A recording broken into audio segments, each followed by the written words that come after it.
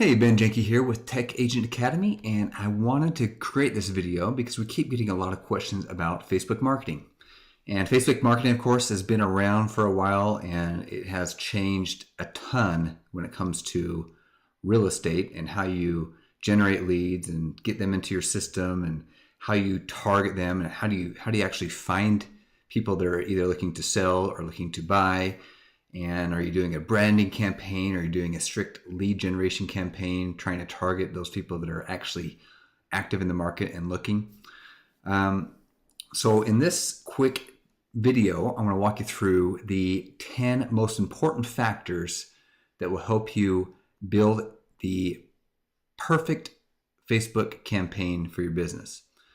So we're going to be looking at the 10 factors that impact your price per conversion the most.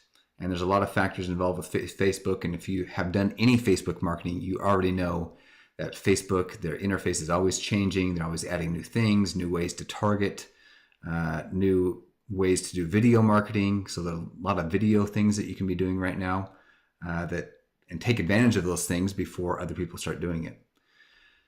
And really, you want to be thinking about the future of your marketing.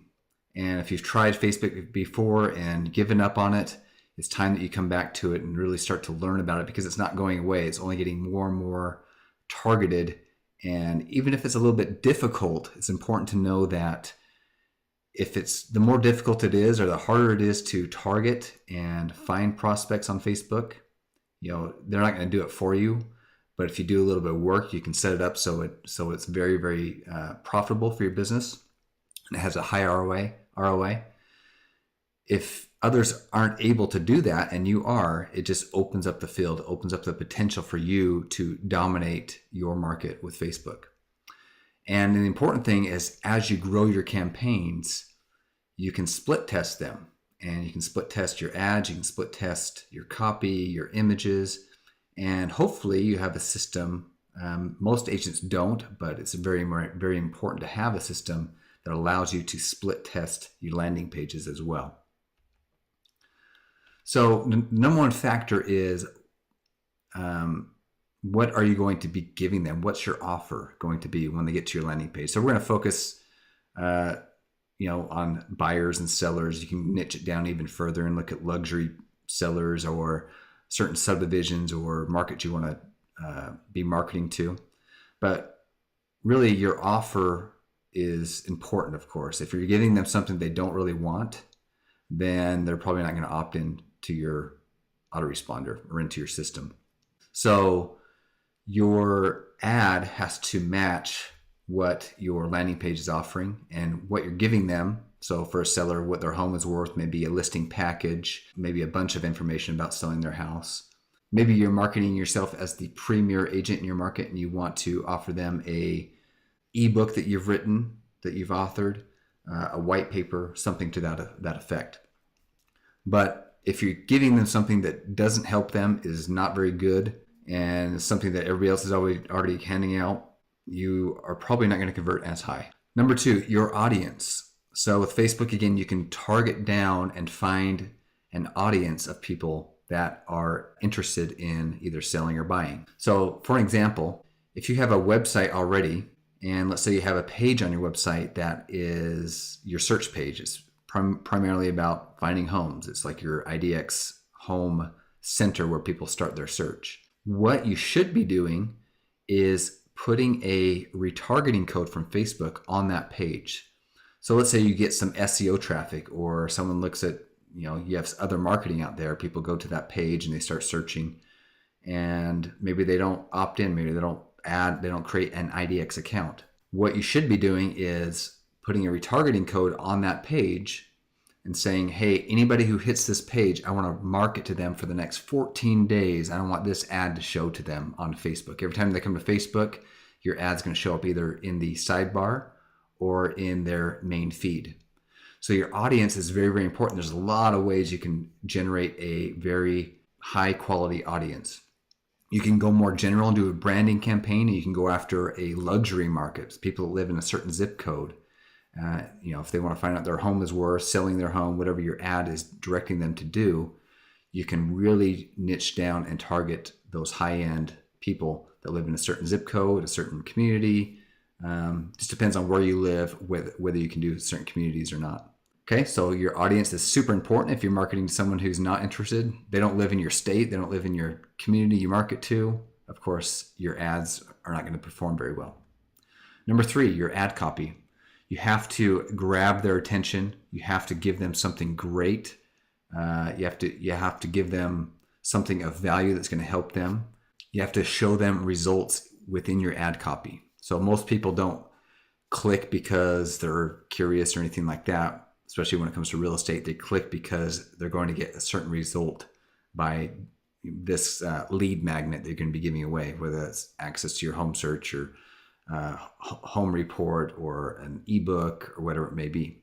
So your ad copy is super important, and you can split test your ad copy. So regardless of what anybody tells you when it comes to ad copy, you can create great ad copy. I mean, there's bad ad copy and there's great ad copy, but great ad copy is hard to come up with the first time. You need to have one ad copy that says this, one ad copy that says that, and see which one gets clicked the most. Okay, so you can split test that ad copy. Number 4, your ad images. This goes right along with your ad copy. You can split test these as well. Now, you would think with real estate, an image with a home or a home that looks like it's in your market would be the best. Maybe it is. Maybe it would win out over a picture of you. Let's say it's a picture of you on the ad, or a picture of a dog. Well, the fact of the matter is you really don't know which one's going to win until you test those images. And you can actually have, obviously, some copy on the ad image itself. Within Facebook right now, as I'm recording this, you can only have about 20% of your image with text. So the rest has to be just an image. So, of course, your ad image is very, very important. Your post type. So with this, we're talking about what type of post is it? Is it something you're driving to make it viral within your market? Is it something that you are... So, for example, let's say you create a blog post on your website about, let's say, the 7 most misconceptions about your city, something like that. It doesn't have to be just about real estate. It could be just trying to get people into your site so you can retarget them and do like a branding campaign. So are you targeting that type of post? Are you doing a image post? Are you doing a video post? All those things can be, obviously you can do several different ads and see which one works the best. Number 6, the landing page is huge. Your landing page has to be a mirror of what your ad copy says and also what your image displays. You're going to have the highest conversion on your landing page. So for example, if you have a picture of a dog on your ad, but people click on that and they go to a page that is nothing about dogs, of course, there's a little bit of a disconnect there. So your landing page conversion will most likely go down from that. So we're not just talking about getting clicks on your ads, we're actually talking about conversions and monitoring and seeing what conversions are all about. So your landing page, of course, is huge. If you're sending them if you're trying to get them to convert to a buyer lead or a seller lead, if you're just sending them to a plain page on your website or your bio page on your broker site or something like that, of course, you're not going to get a high conversion, and you're probably going to run out of marketing money very, very quickly. And this is the number one thing that I see with real estate agents that I have as clients. When they come to me, they have really no landing pages set up. Landing pages are something that obviously look great, look professional, give them a one direct thing that you're giving them as a lead magnet to get them to opt into your list. So you're trying to build a list of potential buyers and sellers that you can follow up with either through your email autoresponder or through even a phone call too, or even postcards. But your landing page is obviously huge. If you have a low quality landing page, you're going to lose out on a lot of leads. And this is the one thing that I see holding tons and tons and tons of agents and brokers back, is not having a good landing page. Social proof is huge on that landing page, and testimonials. If you have someone who's used you as an agent to sell or buy, get their testimonial, and you can even use their little Facebook icon, their little Facebook image with their testimonial on there. Maybe it's just a sentence or two. That's perfect. If you have a Facebook commenting widget or system on your landing page, that's great too. If you could have people, you can have your clients come in and add their comments actually to the page, so it's live, it's linked to their Facebook account, and people know that they're real because they're real Facebook profiles. They can actually click to them and see where they live and all that stuff, so they know that they're not fabricated. So social proof and testimonials is great, especially if they're saving money on their home, they're finding the best property, they're selling their home quickly, all those things that people want when they're looking to buy or sell. Very, very important. Optimization. We talked about this a little bit before. As your campaign grows, you're gathering information every day that you run your ad. You're gathering information about what people are clicking on, what they like, what they don't like, what's converting, what's not converting.